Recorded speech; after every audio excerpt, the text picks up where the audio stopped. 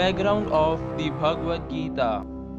The historical background of the Bhagavad Gita comprises of the events that happened over 5000 years ago in the Kuru dynasty that was then ruling the whole world.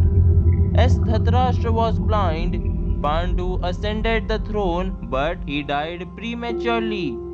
At that time, the sons of Pandu were too young to take up the throne. So Dhritarashtra ascended the throne and was supposed to act as a king till the Pandavas became old enough. But when the Pandavas grew up, Dhritarashtra did not return the kingdom to them. Rather, they were tricked in a gambling match and driven off to the forest for 14 long years. The Kauravas, the sons of Dhritarashtra, were very attached to the kingdom and were demonic.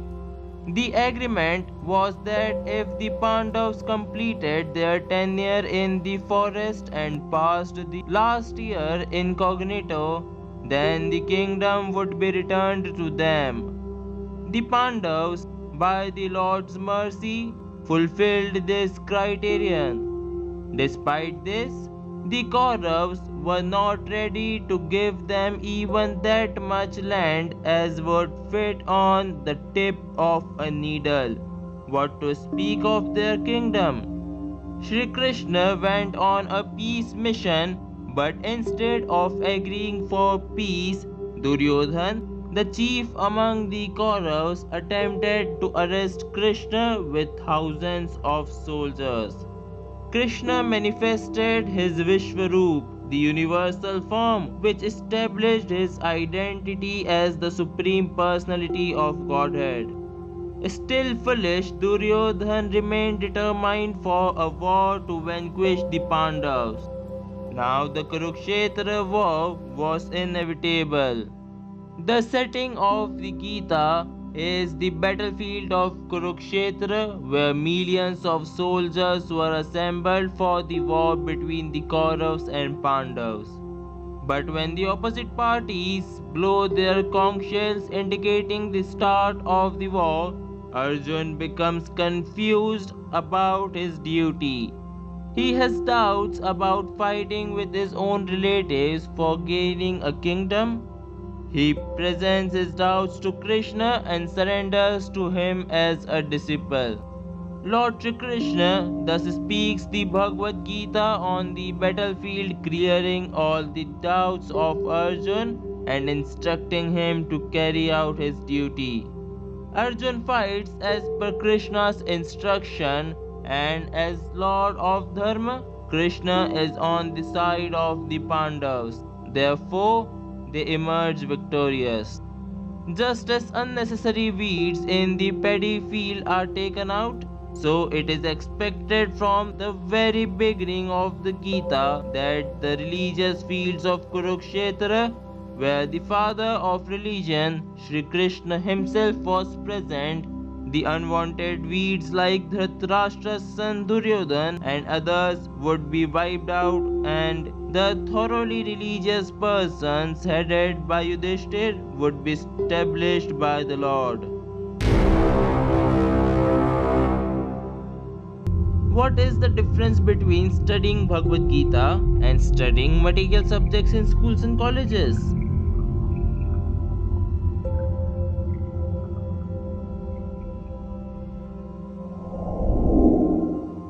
Transformation after hearing Bhagavad Gita. At the start of the war, Arjun saw his friends and relatives arrayed on the opposite side. Although they were on the side of a religion, Arjun felt weakness of heart in fighting and killing them. He became so overwhelmed with grief that he put his famous Gandev bow down. His lips started quivering, his skin started drying up, his body started shivering, and tears started brimming in his eyes. He became totally confused about his duty and sat down on the chariot.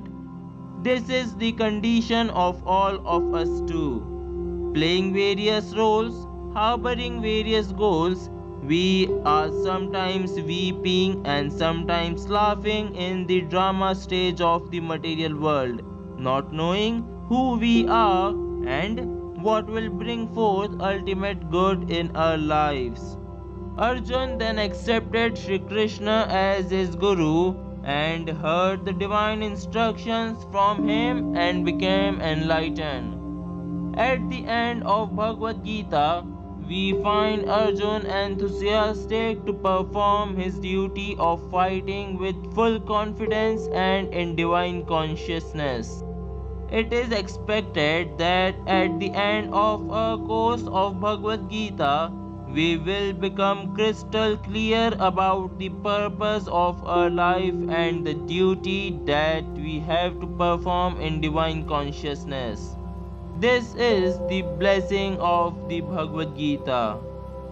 Within Bhagavad Gita itself, Lord Shri Krishna proclaims this knowledge to be Rajvidya or king of all knowledge. This knowledge teaches us who we are, who God is, what our relation with Him is, and how to get out of all sufferings by re-establishing a lost connection with God. When this knowledge is understood and practiced, it brings about a transform of the heart.